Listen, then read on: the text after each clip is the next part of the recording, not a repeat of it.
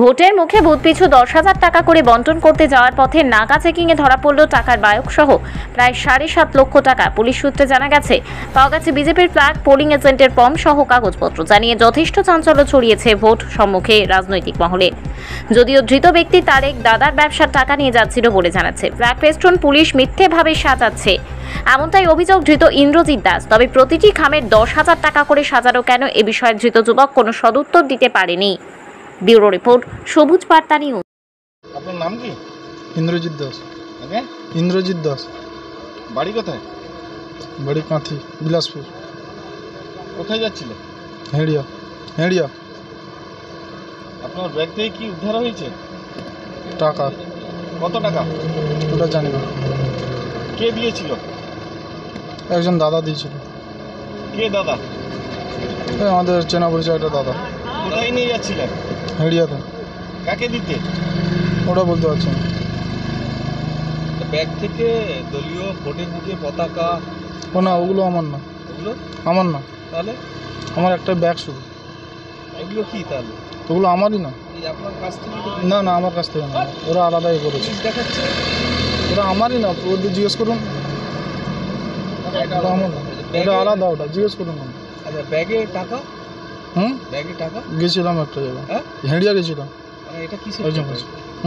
মানে নাকা চিংড়ি ধরা পড়েছে তো ভোটের মুখে।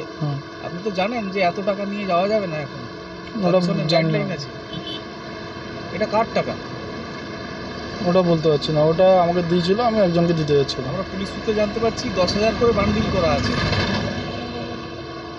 ওটা আমি জানতাম না। হ্যাঁ, জানতাম না আমি। কে পাঠিয়েছিল? কে? ওটা আমি জানি না, আমাকে একটা দাদা দিয়েছিল। দাদার নাম কি? সফিদা বলে একজন। হ্যাঁ, সফিদা বলে একজন। সফিদা? ফুল নাম বলুন। সফিদা আমি মানে? জানি না ওটা। মানে নান্দনিকের সফি? না না, উনি কি করেন? উনি জানি না কি কাজ করে।